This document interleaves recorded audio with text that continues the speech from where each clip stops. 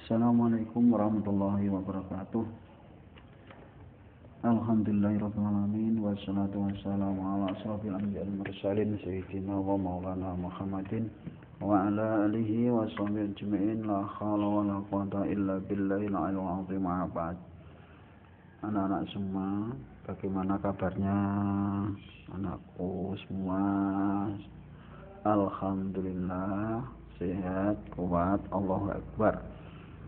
Nah, sekalian mudah-mudahan tetap sehat, tetap semangat belajar ya, walaupun berada di rumah.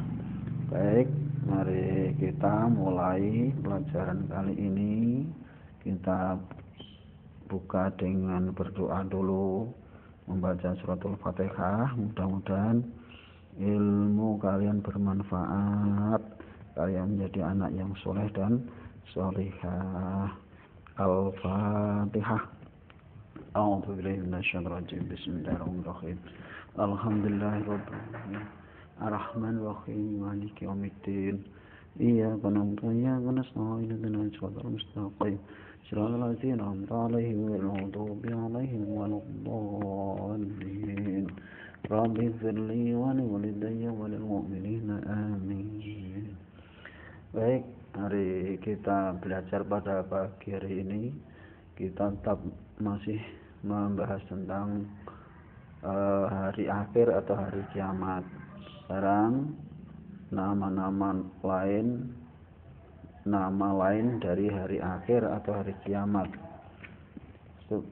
Ya, tujuan pembelajaran pada kali ini adalah yang pertama, kalian setelah pelajaran ini diharapkan bisa mengetahui nama lain dari hari akhir. Kemudian nanti kalian harus memahami tanda-tanda hari akhir.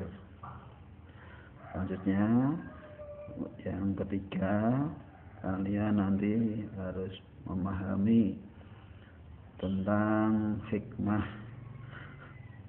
beriman kepada hari akhir. Nah, itu nanti tujuan pembelajaran kali ini. Baik, mari kita bahas sebentar nama lain hari akhir. Nama lain hari akhir, ada orang yang mengatakan hari kiamat, ada yang mengatakan nama lainnya adalah yaumul jalzalah atau yaumul hasyr, ada yang namanya yaumul khurud.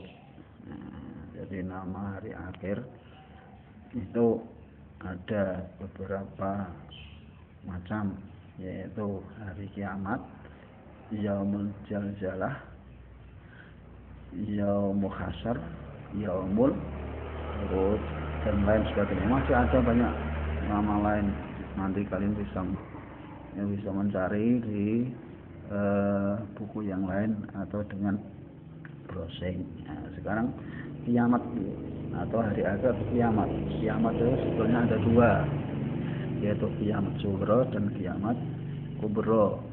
Kiamat sughra dan kiamat kubra. Apa kiamat sughra dan kubra itu? Nah, ini kita lihat. Kiamat sughra atau kiamat kecil, kiamat sughra atau kiamat kecil. Apa yang dimaksud kiamat kecil? Kiamat kecil artinya yaitu hari akhir yang terjadi hanya kepada beberapa orang saja. Jadi tidak seluruh manusia di dunia, tidak, tapi hanya beberapa orang. Contohnya adalah matinya seseorang, ini termasuk hari akhir untuk orang itu. Bencana alam, tsunami, itu hari akhirnya ya bagi orang yang merasakan itu, yaitu orang yang terkena bencana itu. Nah, ini gunung meletus ya, gunung meletus itu juga termasuk hari akhir bagi gunung itu. Nah, itu ya. Kemudian selanjutnya adalah kiamat kubra. Kiamat kubro itu apa? Kiamat kubro adalah kiamat besar atau dikatakan kiamat besar. Kiamat yang besar itu yang bagaimana? Yaitu kiamat yang terjadi dengan hancurnya alam semesta. Jadi alam yang kita tempati ini adalah gambar bumi yang kita tempati besok akan meleleh, ya. Bumi yang kita tempati besok akan meleleh. Itu namanya hari kiamat kubro. Manusia, binatang dan semua tumbuhan akan habis terbakar. Kita lanjutkan, yaitu tanda-tanda hari akhir. Tanda-tanda hari akhir. Jadi hari akhir itu juga ada tanda-tandanya. Tanda-tandanya hari akhir itu juga ada dua, tanda-tanda sugro atau tanda-tanda kecil. Ini jangan sampai kalian bingung dengan hari kiamat sugro dan tanda-tanda hari akhir sugro. Kalau ini tanda-tanda hari akhir sugro, tanda-tanda sugro ini adalah tanda-tandanya, bukan hari akhirnya. Tandanya yang dimaksud dengan tanda-tanda sugro atau tanda-tanda yang kecil itu yang bagaimana? Maksudnya tanda-tanda yang dapat kita saksikan di dunia ini saat ini. Jadi ini sudah terjadi untuk tanda-tanda hari akhir kecil atau sugro sudah terjadi. Contohnya banyaknya masjid yang megah, tapi jamaahnya hanya sedikit. Yang dipikir hanya bentuk masjidnya, tapi tidak memikir jamaahnya. Sekarang sudah terjadi karena sekarang di jamaah di masjid itu tinggal sedikit-sedikit. Ada lagi ilmu agama sudah diabaikan. Ilmu agama sudah diabaikan, mengandalkan ilmu umum. Sekarang itu sudah terjadi. Terus lagi banyak yang durhaka, banyak anak yang durhaka, ya. Banyak anak yang durhaka kepada orang tuanya. Sekarang sudah atau kiamat kecil. Sekarang tanda-tanda kiamat besar atau tanda-tanda kiamat kubro. Tanda-tanda kubro atau tanda-tanda kiamat besar. Apa itu yang dimaksud dengan tanda-tanda kiamat besar? Yaitu tanda-tanda yang sudah ditetapkan oleh Allah dan akan terjadi pada saat mendekati hari akhir atau hari kiamat. Yang tanda-tanda yang sudah memang dekat, itu sekarang belum terjadi. Yaitu yang pertama, turunnya Dajjal. Jadi kiamat sudah dekat sekali kalau sudah ada turun Dajjal. Dajjal itu apa? Dajjal adalah ratunya iblis yang berbentuk manusia, ya, konon bermata satu, dan dia mengaku-ngaku Tuhan, mengaku-ngaku Allah berkuasa, Kemudian lagi turunnya binatang melata yang aneh, yang belum ada sampai sekarang, yang belum. Nanti kalau sudah ada, ya, binatang-binatang itu berarti sudah dekat, binatang-binatang yang aneh. Kemudian matahari terbit dari sebelah barat. Nah, ini kan masih belum ada. Sebelum ada tanda-tanda seperti itu, berarti kiamat masih jauh.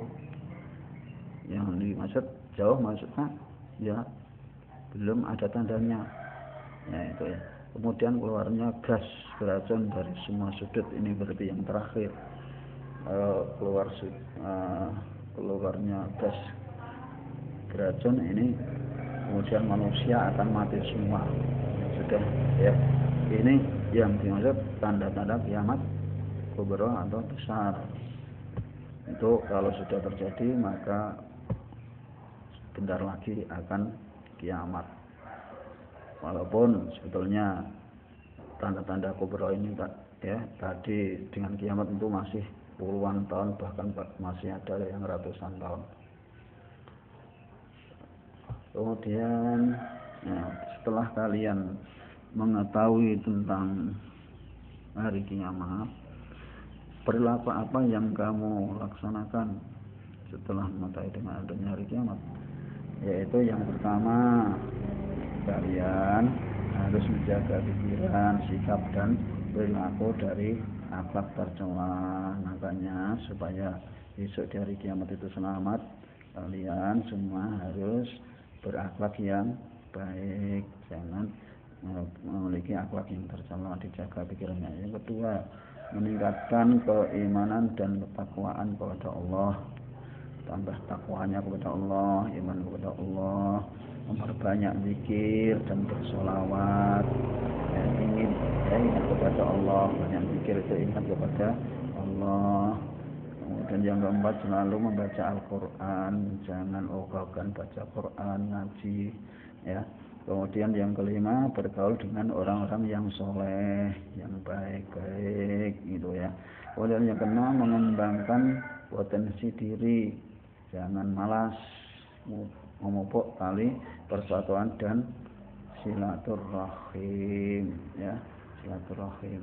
Nah ini, jadi kemudian melaksanakan perintah-perintah Allah, dilaksanakan dengan baik, sholat 5 waktu jangan lupa, ya, sholat 5 waktu jangan lupa. Makanya ya, mudah-mudahan kita semua bisa melaksanakan dengan yang baik itu, dan besok kita akan selamat. Itu saja untuk pengantar pelajaran pada pagi hari ini. Kalian nanti bisa belajar dengan membaca bukunya, ya, dibaca bukunya dengan lengkap, ya. Kemudian nanti ada evaluasi dari pelajaran, bisa nanti akan Pak Uka tampilkan ke Google Form atau ke program yang lain, gitu ya.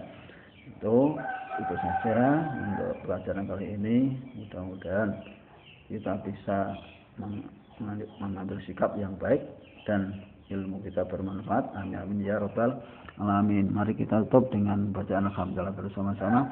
Alhamdulillahirabbil alamin. Assalamualaikum warahmatullahi wabarakatuh.